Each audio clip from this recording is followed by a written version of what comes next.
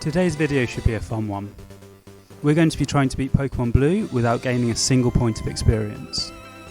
I saw Small Ant do something similar to this on his channel and couldn't wait to try it out myself, but I'm going to be adding a few extra rules. I've watched a few of these runs now, and all of them seem to use at least Articuno and Zapdos, if not all 3 legendary birds to get through the Elite Four. I haven't found one yet that doesn't use legendaries, so that's something we're going to try and put right today. We're also going to limit our item usage. No items in battle, and out of battle we can't use rare candies or any items that alter our Pokemon stats. We'll be using Pokemon as we find them in the wild. Will that be enough to beat the Elite Four? Who knows, but I for one want to find out. So without further ado, let's get this challenge started. As always, the first choice we have to make is who we want as our starter. And for once, this isn't actually a big decision, as whoever we pick, they'll be stuck at level 5 for the rest of the game. I decided to take Squirtle and name him Bubbles, which is ironic, as he'll never be able to learn it. Jumping ahead to the end of the first rival fight, let's have a look what happens when we win a battle. Bubbles lands the final tackle to take down Bulbasaur, and we gain. This mechanic is going to stop us leveling up, stop us learning new moves, and stop us improving our Pokemon stats. But it does mean we're never going to have to grind, so silver linings. As we can't train up our Squirtle ahead of the battle with Brock, our first job is to fill out our team.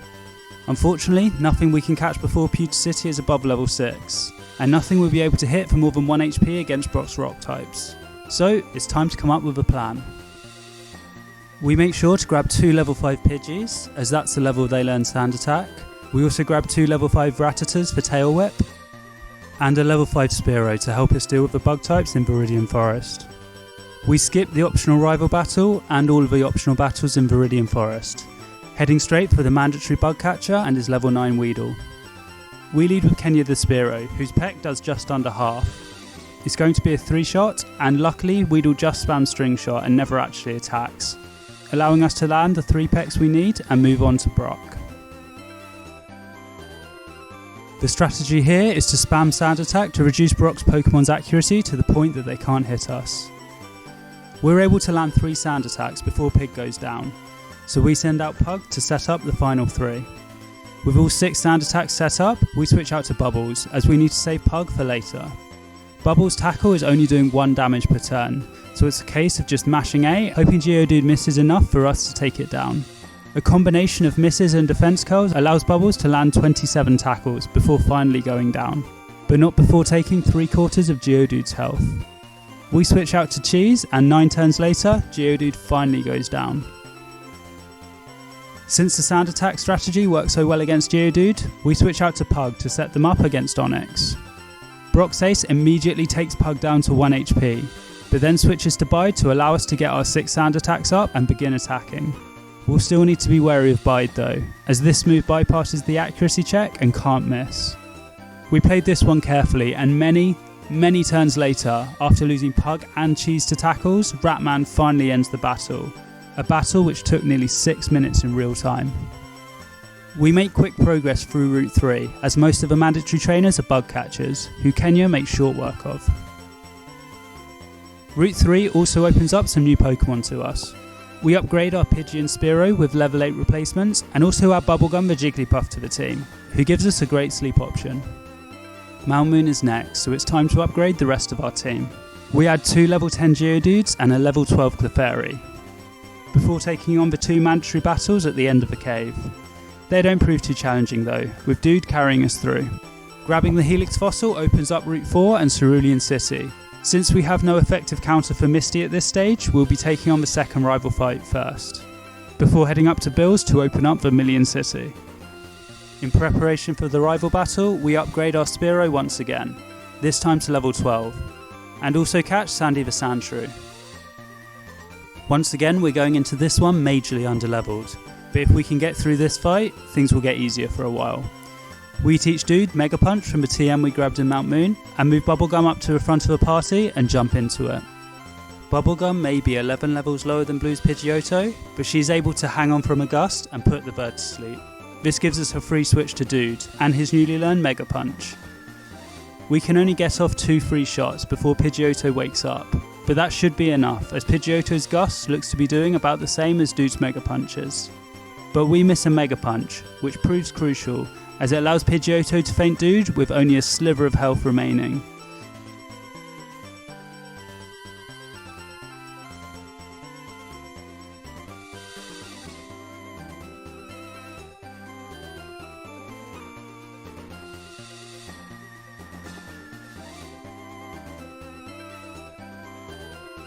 We switch to Pixie, who takes a big hit from Pidgeotto's Gust before finally finishing off Blue's opening Pokemon.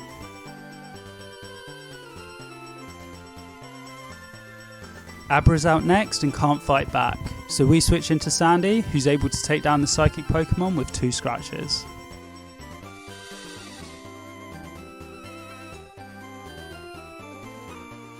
We switch back to Bubblegum to try and put Blue's Rattata to sleep, but it's clearly a top percentage Rattata, as it outspeeds and faints our Jigglypuff. We send out Dudette, our second Geodude, as she should be able to tank a couple of hits. Rattata begins by setting up a Tail Whip, before a Hyper Fang takes away half of Dudette's health. We get a timely crit, before getting a low roll to live a second Hyper Fang on 1 HP. This allows Dudette to land an extra tackle, and take Rattata below half before going down to a quick attack. We send Sandy back out, but she almost immediately goes down to a crit Hyper Fang. Sandy lands a scratch, and then gets incredibly lucky as Rattata uses Tail Whip rather than taking us down, allowing Sandy to hit a second scratch and finish off our rival's penultimate Pokemon. Blue's final Pokemon is his Bulbasaur. We begin by setting up a sound attack as Bulbasaur uses Growl. We can't get a second off though, as Bulbasaur switches to Vine Whip to finish off our Sandshrew. We send out Captain Jack, our newest Spearow upgrade, whose super effective peck looks to be a 4-shot on Bulbasaur. Blue sets up a Leech Seed to try and extend the battle, but we just keep mashing A, and a few turns later, we get our 4-shot and are able to pick up an important win. By collecting the SS ticket from Bill, we open up access to Vermilion City and most importantly, Diglett's Cave. Before that though, we have to get through Nugget Bridge, which isn't too painful. We have to heal between most battles, but we're never in much danger of losing. We catch ourselves a Bellsprout to deal with a Hiker's Onix on Route 25, which is the last major obstacle between us and Bill. We grab the SS ticket and it's time to make some major upgrades to the team. Ignoring all of the Diglets, we finally find what we're looking for, a level 31 Dugtrio. The ground type takes down a couple of our Pokemon, but eventually it stays in the ball. We purchase a Repel from the Pokemart, move Doug to the front of the party, and in no time we find Thugtrio. We make one final upgrade to the team before the SS Anne, as we catch a Drowsy on Route 11 to replace Bubblegum as our designated sleep threat. With our upgrades complete, we head straight to the third rival fight, and this one is much more straightforward. We send out Doug first, who takes down Pidgeotto fairly easily, despite a couple of sand attacks wrecking our accuracy. We switch to Thugtrio to remove the effects of Sand Attack, and to show off the power of Dig in Gen 1, as Thugtrio sweeps through the rest of Blue's team. With Dugtrio's speed and a Stab Dig, these two will be carrying us through most of the rest of the game, and one of Doug and Thugtrio will be on our final team to face the Elite Four. We grab Car and make our way back to Cerulean City, as it's finally time to take on Misty. Once again, this battle just serves to show off the power of Dugtrio in Gen 1. Dig one-shot Staryu before Misty uses an X-Defend to save her Starmie from a one-shot. Starmie is able to hit a Bubble Beam, but Doug lives on 24 HP, allowing us to hit a second Dig and earn our second badge. We now have the option of heading back to Vermilion to face Surge, but instead we're going to head through Rock Tunnel next. We can cut back through Saffron later, and the Surge battle will only get easier as we get access to more Pokemon. Doug and Thugtrio allow us to make serene progress through the Rock Tunnel, and we make an immediate beeline for Celadon City. We make sure to grab the Eevee, even though we can't evolve it, and despite being at a type disadvantage, I decide to take on the Grass Gym next. We open up with Doug, whose Dig does just over half to Erika's Victory Bell. Luckily, Sleep Powder misses, allowing us to land a second Dig and take down Erika's opening Pokemon. With Tangler being a pure Grass type, we switch out to Baku to try and put it to sleep. Constrict does nothing, so we're free to land a Hypnosis and put Tangler to sleep. We try a Pound, but it does nothing, so we switch out to our new Eevee. Tackle still does very little, but we keep chipping away until Tangler catches us in a bind. In Gen 1, this is a move that prevents you moving for 2 to 5 turns and cancels your attack. If your opposing Pokemon is quicker than you, it can effectively stop you from ever attacking. Once we're free of Tangler's second bind, I decide to Sand Attack, to try and stop any future binds from landing. The Sand Attacks work as Tangler begins missing moves, allowing Eevee to continue chipping away with Tackle. Tangler is eventually able to land a Constrict, but Eevee lives it on 1 HP, and we land a final Tackle to finally take Tangler down. Erica's final Pokemon is her Vileplume, who's another part Poison type, so we switch back to Doug. Once again, Dig takes just over half, but Vileplume's able to land a Petal Dance that takes down Doug. We send in Thugtrio, who's able to land a final Dig and take down Vileplume to earn us another badge.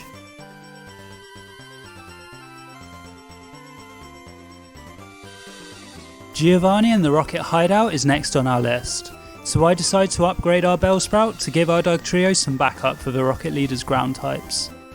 It turns out that Doug and Thugtrio probably didn't need the help, as Doug one-shots Giovanni's Onix with Dig. As we went to the trouble of catching it, I decide to throw out Twig against his Rhyhorn. Mega Drain one-shots Rhyhorn as expected before we send in Thugtrio to take on Kangaskhan. A crit Dig takes around 3/4 of Kangaskhan's health before the normal type hits a weak Comet Punch in return. A second Dig from Thugtrio lands, meaning we beat Giovanni and grab a Sylph Scope to open up Lavender Tower.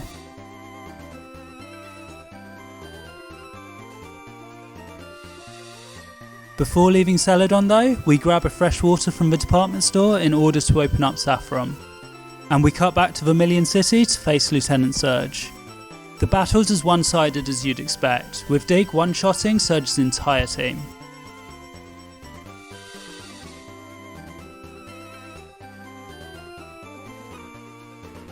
With the Thunder Badge in hand, we head back to Lavender to take care of Pokemon Tower. Our first job there is the third rival fight with Blue. We open up with Thugtrio, and Scratch does just under half. Pidgeotto wastes its turn using Whirlwind, before we just miss out on the knockout with a second crit Scratch. Pidgeotto uses another Whirlwind, which does nothing, before a third Scratch from Thugtrio takes down Blue's opening Pokemon. Gyarados is out next, and I decide to stay in. Unfortunately, Scratch does less than I thought, and Gyarados connects with a Hydro Pump that one-shots Thugtrio.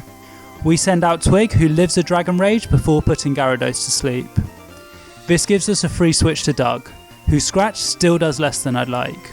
Gyarados stays asleep for 3 turns, which, thanks to Gen 1 sleep mechanics, is just long enough for Doug's Scratches to whittle down its health and take it down. Normal service is resumed for the rest of the battle, as Growlithe, Kadabra and Ivysaur all go down to a single Dig. With no abilities in Gen 1, Dig also takes care of all the ghost types in Pokemon Tower, and we were able to save Mr. Fuji and obtain the Pokéflute in double quick time. With the Pokéflute in hand, it's time to add another Elite Four party member to the team. Snorlax is a Pokemon that's notoriously difficult to capture in Gen 1, but Stab Body Slam Snorlax is a great option for a run like this. So, if for some reason you're following along, I definitely recommend grabbing one of the 2 sleeping Snorlaxes on the map. The combination of Headbutt doing big damage and Snorlax resting off the damage I'm doing means this one drags out a bit. But eventually Snorlax does stay in the Great Ball, and we've added the second member of our final team. Next up is Silphco, so we throw Dude into the PC to withdraw Snorlax, just in time for the notoriously difficult 5th rival fight. Blue's Pidgeotto has evolved for this fight, making it much more difficult to deal with. We lead with Doug, but our Scratches are doing almost nothing. By contrast, Pidgeot's Quick Attack takes away nearly half of our health. We just about hang on from a second Quick Attack, and things are looking in bad shape. With our Scratches barely hurting Blue's opening Pokemon, we switch to Sand Attack. Blue's kind enough to give us a free turn by using Whirlwind a couple of times, so we're able to lower Pidgeot's accuracy by 3 stages, before going back to attacking. Scratch is still doing very little, but thanks to Pidgeot missing so many attacks and a well-timed crit, Doug manages to get Pidgeot down to a sliver before finally going down.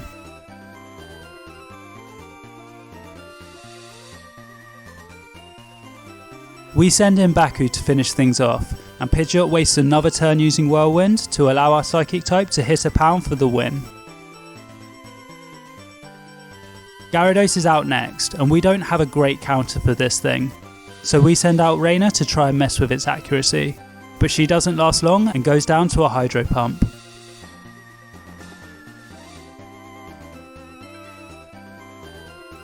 I decide to go into Thug Trio and try to mess with Gyarados' accuracy some more, but Gyarados is able to land a second Hydro Pump and one-shot our ground type. It's all down to Munchies now, as we send out our newest Pokemon. Dragon Rage does a set 40 damage before we land a Body Slam that looks to be a 3-shot. Our sand attacks pay off as Gyarados misses a bite, allowing Munchies to paralyse with his second Body Slam. This makes us faster, but our third Body Slam just misses out on the KO, allowing Gyarados another chance to attack. Luckily, Dragon Rage misses, allowing Munchies to finish off Blue's second Pokemon with 96 health still remaining. Growlithe's out next and lures Munchies to lower our defense, before a powerful Body Slam takes Growlithe to low health and paralyzes the Fire Dog. The paralysis means we're now faster, so we switch to Headbutt to finish the job. Next up is Blue's Alakazam. This thing could have been dangerous, but Blue decides to open up with a Recover at full health to help us out. We once again paralyze on the Body Slam, allowing Munchies to follow up with a Headbutt to take out Blue's most dangerous Pokemon. Our final obstacle is Blue's Venusaur. I decide to switch out to Twig as Venusaur doesn't really know anything that can hurt us, and I want to put it to sleep. I think we got unlucky as we see Venusaur wake up immediately, but it actually works out in our favour as Munchies once again gets the paralysis from Body Slam. What's that, 4 out of 6 Body Slams that have paralysed? Venusaur then tries to set up a Leech Seed, but Munchies is hitting too hard and now he's faster. A couple of headbutts later and Venusaur goes down, and we're through one of the tougher battles in the game. We grab the Lapras from a Sylph employee to use for Surf and Strength later, before making straight for Giovanni. The Rocket Leader has added a Nidorino to his team since our last battle, so we open up with Doug. A Dig takes the Poison type right down to a Sliver, but Nidorino holds on just long enough to land a weak Fury attack, before a Scratch finishes off Giovanni's opening Pokemon. Next out is Kangaskhan. The normal type is probably the biggest threat on Giovanni's entire team. We stay in with Doug, and a Dig does less than I'd hoped for. Giovanni uses a Guard spec, allowing us to dive right back underground for a second Dig that takes Kangaskhan below half health. Giovanni then locks himself into Rage, which doesn't look to do enough damage to take Doug down in another hit, unless Kangaskhan gets a critical hit of course. Ha. We send out Munchies to finish the job. With Rhyhorn out next, I decide to give Twig a chance to show what she can do. Unfortunately, a Horn attack one-shots the Grass type before she can get off a quad-effective Mega Drain. We switch out to Thug Trio, who's faster than Rhyhorn so is able to land a Dig that takes away just over half of Rhyhorn's health. The Ground type hits back with a Stomp that takes away half of our own health, but can do nothing to stop a second Dig from Thug Trio taking it down. Giovanni's final Pokemon is his Nidoqueen. Thug Trio stays in and dives straight back underground. Dig does around half, but it's not clear if it will two-shot or not. We cross our fingers, but Nidoqueen holds on with a sliver of health, before landing a Body Slam that would have taken Thug Trio down from full health. We send out Munchies once again to finish up. Nidoqueen only has the strength left to deliver a weak Scratch, before Munchies delivers a Headbutt to take down Giovanni's final Pokemon and earn us our second win over the Rocket Head Honcho. Our next stop is Sabrina's Psychic Gym. The Psychic type is massively overpowered in Gen 1, but we have 3 heavy hitters on the team and all of Sabrina's Pokemon have pitifully low defense stats, so I feel we have a chance here. Sabrina opened with her Kadabra, so we sent out Doug, wanting to preserve Munchies for her Alakazam. Sabrina goes for a Disable turn 1, but it fails, allowing Doug to dive straight underground. Dig lands turn 2 and almost one-shots Kadabra, before Sabrina uses Disable again, and we get lucky as Growl is the move it picks, allowing us to take down Sabrina's opening Pokemon with minimum fuss. Mr. Mime is out second, so we stay out with Doug. We dive underground once more, but this time Dig does just less than half. This allows Mr. Mime to land a Confusion that takes away over half of Doug's health. Not wanting to take another hit like that, Doug dives back underground once more, but Mr. Mime just holds on from the hit. before setting up a barrier rather than finishing us off. This allows Doug to land a scratch and score another knockout. Venomoth is out next and is part poison type, so we stay in. Doug's back underground, and despite being super effective, Dig does less than I thought it would, only taking around a third of Venomoth's HP. This allows Venomoth to paralyse Doug before leech lifing on the next turn to take down our opening Pokemon. We send out Thugtrio to avenge his fallen brother and immediately dive underground. Thugtrio's Dig looks to be doing more, and this time Venomoth misses its Stun Spore. This leaves Thugtrio open to land a second Dig and take us to Sabrina's final Pokemon. Last up is of course Alakazam. We immediately switch to Munchies, as he's the only one I think could take a hit from this thing. Alakazam opens with a Psywave, which Munchies takes well, before landing a Body Slam that takes Sabrina's ace below half. Alakazam then sets up a Reflect, meaning our second Body Slam doesn't hit anywhere near as hard. We get lucky as Alakazam misses his next Psywave, before a third Body Slam finally takes care of a Psychic type and earns us the Marsh Badge. With Sabrina defeated, our next move is clear. We need to defeat Koga to open up the rest of the map. So we make our way down Cycling Road to Fuchsia City to take on Koga. Having taken down Sabrina, I was feeling confident going into the Koga battle. We opened up with Doug and hit hard with our opening Dig, taking away well over half of Koffing's health. But the poison type lowered our accuracy with Smokescreen, causing our second Dig to miss the target. Koffing's tackle barely hurt Doug though, and our third Dig does find the mark to take down Koga's opening Pokemon. We switch out to Munchies to remove the accuracy debuff.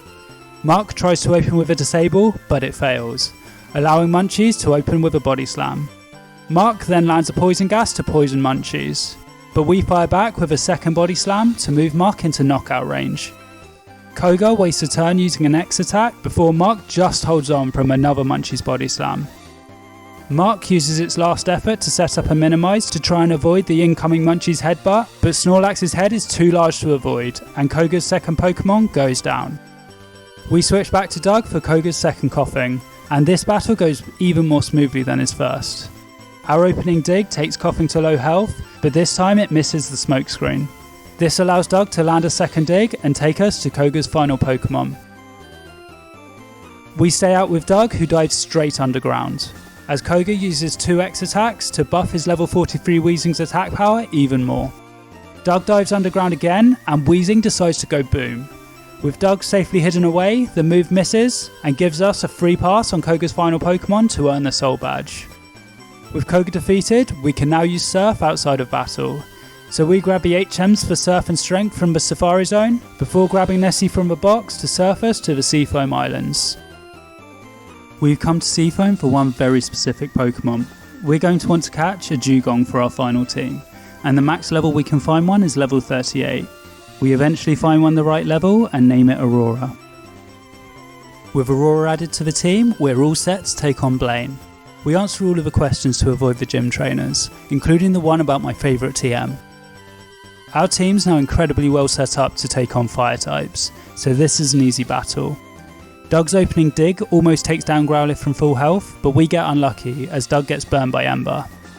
We're still able to land a second Dig, and Blaine's opening Pokemon is down. We switch out from Doug due to his burn, sending in Thugtrio to take his place. A single Dig takes down Ponyta before Rapidash goes down in 2 shots without landing an attack. Blaine's final Pokemon is his Arcanine. We switch out to Aurora as she's best placed to deal with any attacks Arcanine wants to throw at us. Ember does nothing, before Aurora fires off a Surf that does well over half to Blaine's ace. Arcanine lands a Fire Blast for big damage, but Aurora holds on to deliver a second Surf and earn us our 7th badge. All that's left for us to do is head back to Viridian City for our final encounter with Giovanni. This time around, Giovanni opens up with his Rhyhorn, so we lead with Aurora. Aurora is faster, so Surf is a one-shot.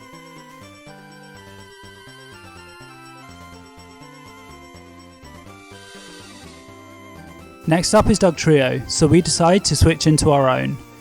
Giovanni opens with Growl, allowing Thugtrio to dive underground. Dig looks like it's going to be a 3-shot, but we then get on the wrong side of a Dig battle, as Giovanni's Dugtrio follows us underground. With no way of stopping the attack, we have to sacrifice Nessie to preserve Thugtrio for later in the battle. We send Aurora out next, as Surf should be able to take Dugtrio down from this health. Giovanni tries a sand attack, but that doesn't stop Aurora, as the powerful wave crushes into Dugtrio and takes down the ground type. I switch back to Dugtrio to remove the sand attack, and we immediately dive underground. Dig does just under half, but Nidoqueen tail whips, allowing Dugtrio to dive straight back underground. Our second dig leaves Nidoqueen on a sliver, but once again she tail whips, allowing Dugtrio to dive underground one final time and win us the battle.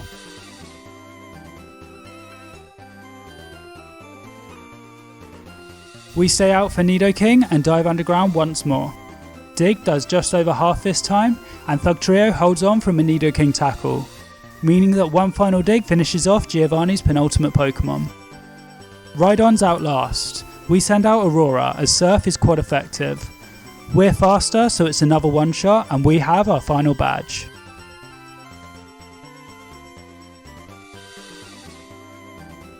With only 6 battles left in the game, it's time to get to work on building our final team. There's only one Pokemon we need to grab before the penultimate rival battle, a level 43 Electrode from the power plant. These are static encounters, so it's not too long before Boom is added to the team. With our final 2 team members not obtainable until after this battle, it's time to jump into the rival fight. Blue leads with Pidgeot as always, so we lead with our newly caught Boom. Luckily we got the TM for Thunderbolt for beating Surge, so Pidgeot is a one shot. Blue sends out Rhyhorn next, so we switch to Aurora. Surf's another one shot and 2 of Blue's Pokemon are down.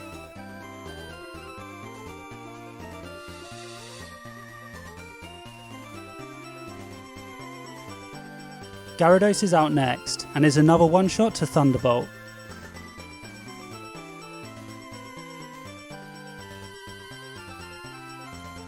And Aurora's back out to one shot Growlithe with Surf.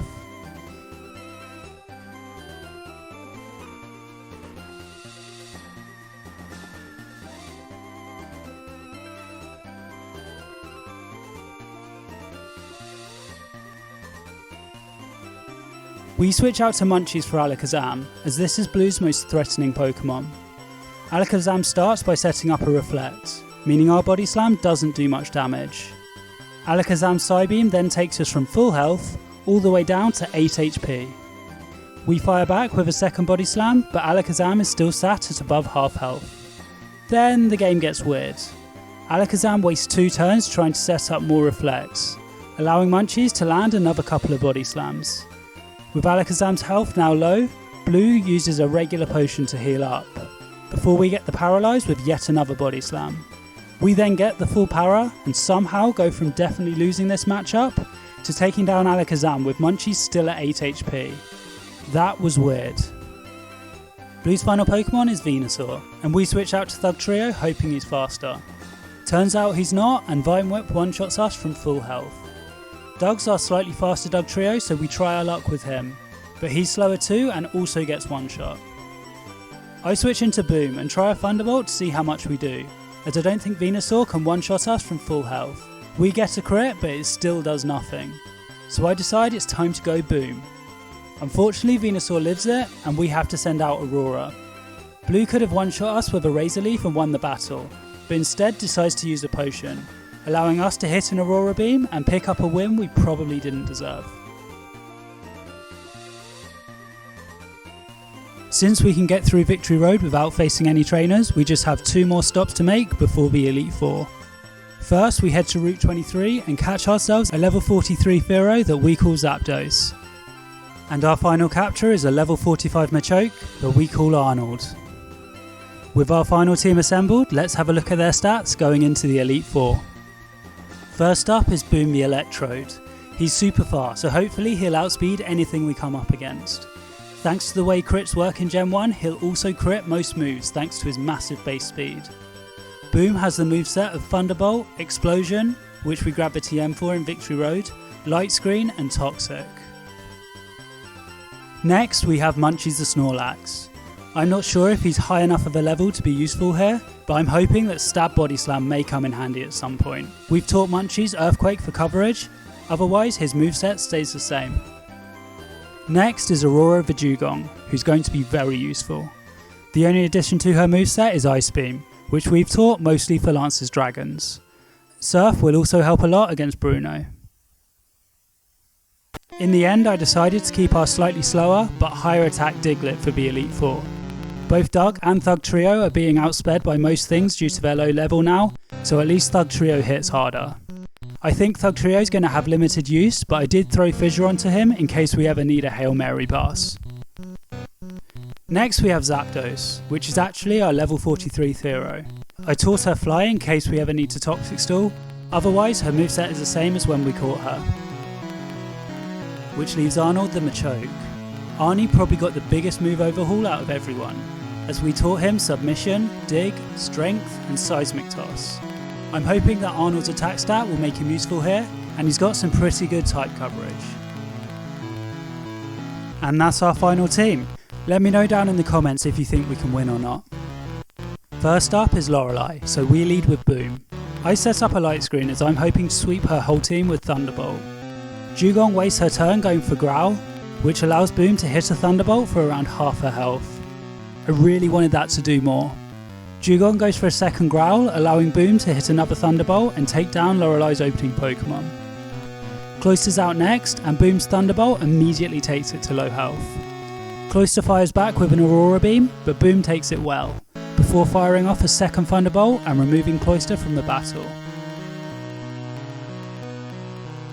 Slowbro's next, and once again Boom's Thunderbolt is doing well over half. A Water Gun hits for very little damage, but a second Boom Thunderbolt gets the job done.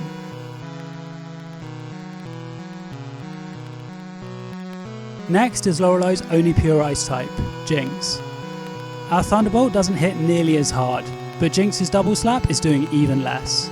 We repeat the same turn with our Thunderbolt moving Jinx into knockout range. We're faster, so a third Thunderbolt takes Lorelei down to her final Pokemon.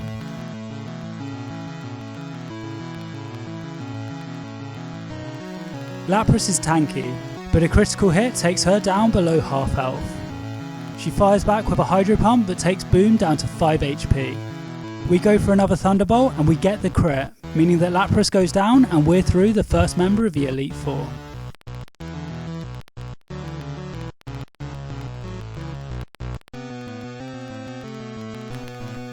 We heal up and move on to Bruno. We lead with Aurora this time, who takes a slam like a champ, before one-shotting Onix with a quad effective Surf.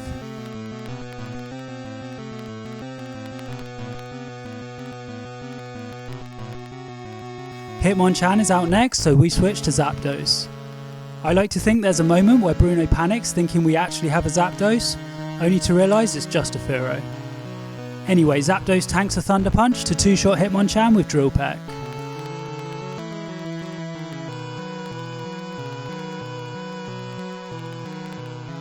Hitmonlee's next, so we stay in. Drill Peck takes the kicking Pokemon down to low health, before Zapdos gets knocked out by a Mega Kick.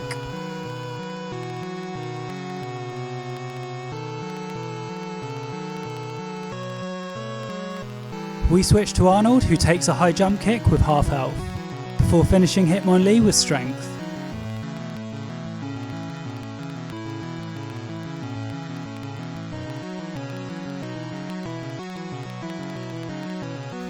With Bruno's second Onix out next, we switch back to Aurora for another one-shot with Surf. Bruno's final Pokemon is Machamp. I decide to go into Boom and set up a Toxic early. I wanted to Toxic and then go Boom, but I misclicked on Light Screen. Next turn though, we go Boom, and even after the extra poison damage, Machamp doesn't go down to Explosion. After that miscalculation on my part, we send in Aurora to try and finish Machamp off. Luckily, Bruno just uses an X-Defend, and we can hit Machamp with a Surf to take down Bruno's ace and move on to Agatha. On the back of two fairly easy wins, I came into the Agatha battle feeling fairly confident. Since Gengar doesn't have Levitate in Gen 1, we're free to lead with Thug Trio and try Dig. Luckily, Hypnosis misses, allowing Thug Trio to dive underground as he has done all run. Unfortunately, Dig does just less than half, meaning it's likely a 3-shot. We then get confused and immediately hurt ourselves in confusion. Things aren't looking great, but Agatha throws us a bone by trying to use Dream Eater while we're still awake. before we break through confusion to dive underground. Our confusion ends just in time to connect with Dig and take Gengar down to a sliver. Agatha heals up, but there's nothing she can do to stop a third Dig from taking down her opening Gengar. Second is Golbat, so we switch out to Boom. I'd kind of hoped that Thunderbolt would one-shot, but Golbat lives and uses Haze. This allows us to hit a second Thunderbolt and move on to Agatha's third Pokemon.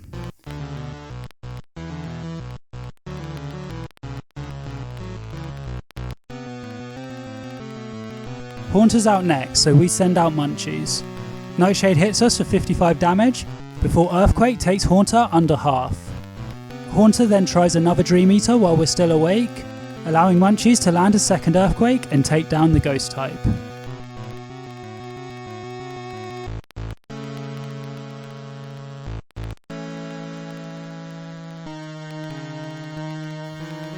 Agatha sends out her Arbok next, so we switch back to Thug Trio. Unfortunately, Arbok's faster and we go down to a single bite. We go into Arnold and try to dig. Arbok screeches us, which allows Arnold to dive underground. Dig takes away about 3/4 of Arbok's health, before Arbok paralyses us with Glare. Arnold breaks through to dive underground before completing the attack to take down Arbok and leave Agatha with just her ace. Agatha throws out her level 60 Gengar and we stay in with Arnold. Gengar allows us to use Dig by going for another Dream Eater, but we get a Gen 1 miss at the worst time, allowing Gengar to hit us with a Confuse Ray.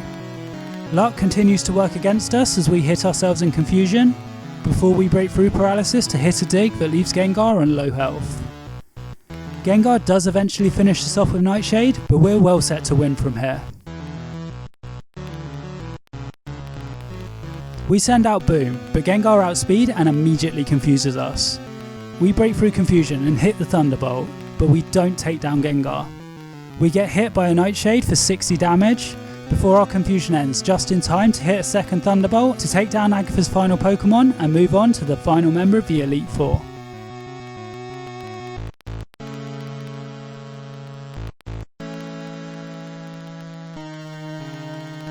Lance leads with Gyarados, so we send out Boom.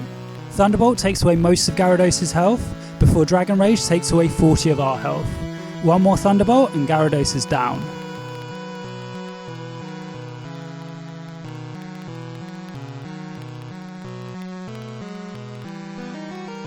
Next up is Dragonair, so we switch out to Aurora. Dragonair is able to hit us with Slam for decent damage, but Ice Beam is a one-shot thanks to a lucky crit.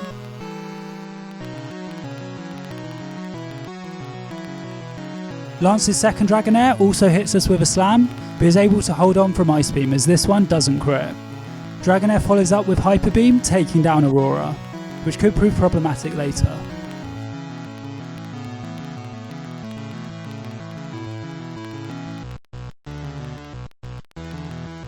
We send in Arnold and Dragonair immediately goes for Agility. We miss our submission, but Dragonair goes for a second Agility, allowing us another shot. This time submission lands and knocks out Lance's second Dragonair.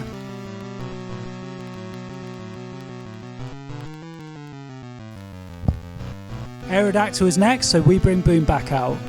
Bite takes us down to 13 HP, but Boom hangs on to deliver a critical hit Thunderbolt, but takes down Aerodactyl from full health.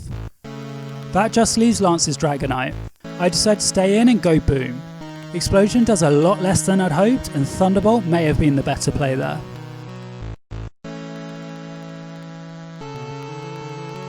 We send out Munchies next, and Dragonite immediately misses a Slam. This allows us to land a Body Slam and we get the Paralyze. Unfortunately, Dragonite breaks through to land a Hyper Beam that one-shots us. We go back into Arnold and submission doesn't do a lot, so we switch to Seismic Toss, which does a lot more. Lance uses a Hyper Potion, but thanks to Gen 1 AI, his Dragonite is locked into Agility, meaning we're free to just Seismic Toss over and over until we finally take down Dragonite and move on to the champion battle.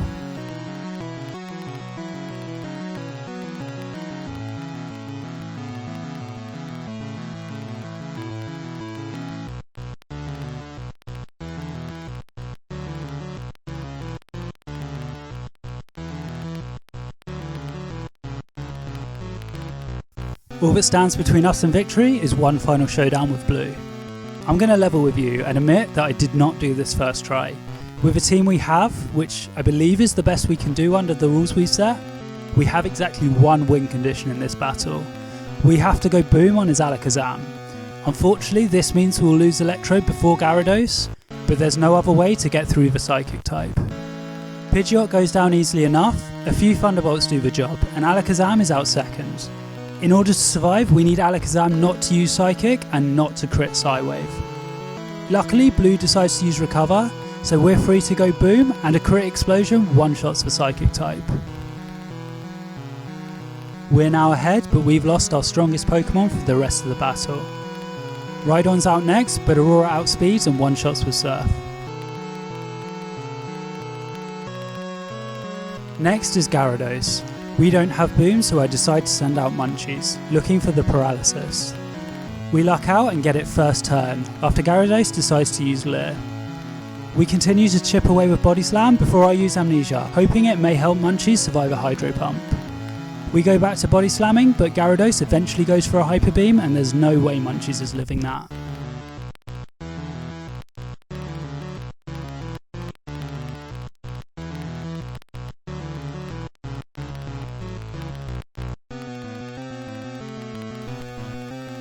We go back into Aurora and immediately hit Gyarados with an Ice Beam, which does less than I need it to. Gyarados fires back with a Dragon Rage before a second Ice Beam leaves Gyarados with a Sliver. Unfortunately, Gyarados connects with another Hyper Beam and that spells the end for Aurora. With half our team down, we send out Zapdos. I misclick on agility, but we luck out with the full power, before a Drill Peck finally takes down Gyarados.